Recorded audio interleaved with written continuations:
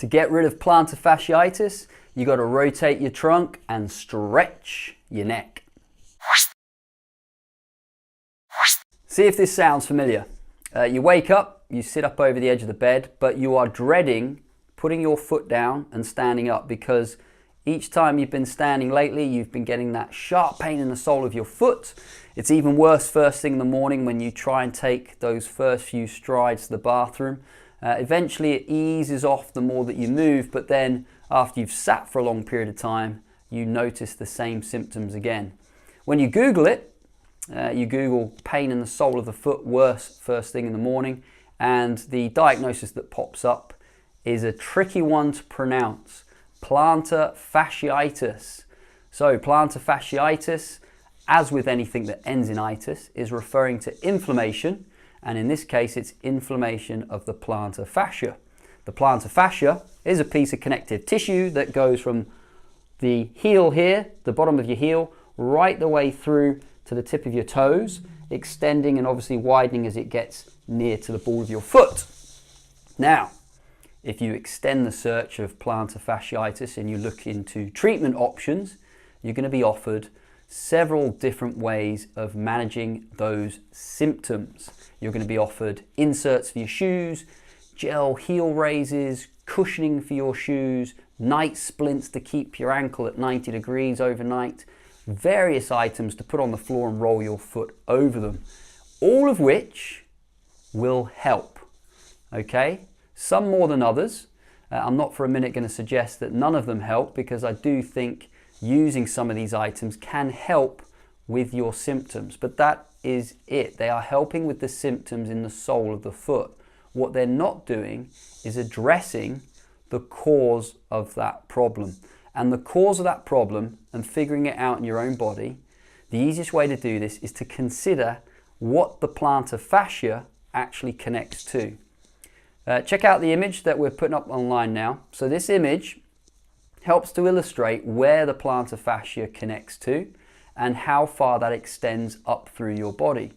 Now, it'll seem very far-fetched, but what I want you to try and understand is the connective tissue in your body helps you to move with fluidity rather than moving robotic. So you're moving throughout your whole body each time you take a stride.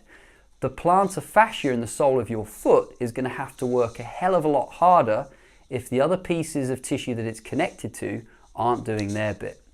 And when you look at that connection of tissue up through the body, you'll start to see that there's sections of it right the way through the middle of the trunk, extending through the neck and into the forehead.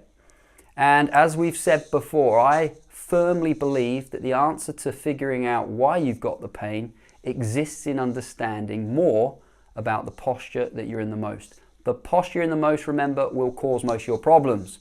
So check out the middle back area, have a look at the extension of tissue through the middle back into your neck and head, and start to think that if you mobilize that area, if you loosen it up and free that area up, you will give the plantar fascia a holiday. It will take a break. It won't have to work as hard, and it sure as hell won't feel as painful first thing in the morning.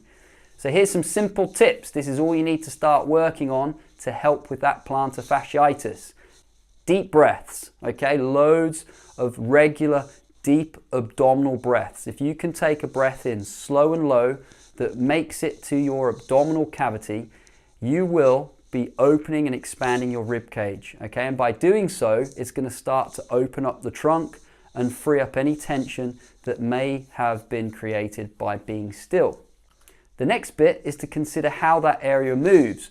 Your middle back, your rib cage area of your spine is designed to rotate. So obviously it makes sense to come up tall in the trunk and rotate through the rib cage, okay? Rotate your spine on a regular basis. You can do that in sitting. You'll probably get more rotational range if you do that in standing. Then consider your shoulders, and probably more the one that you're dominant with, being stuck. Regular shoulder rolls, lifting and rolling your shoulders back on your trunk will help to free up the shoulders from being stuck to the rib cage.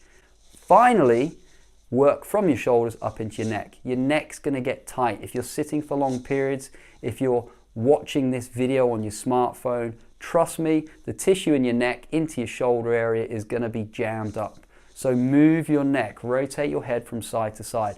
All of those areas that you're working are connected to the sole of your foot. I know it sounds strange, but trust me, work into the top part of your body. Free up trunk rotation, free up your shoulders, release your neck, breathe deeply, and lo and behold, you will start to feel a release in the pain that you've had in your plantar fascia. Good luck with it. If you need any questions answering on this problem or anything else, please feel free to get in touch. The details are along the bottom of the screen. See you soon.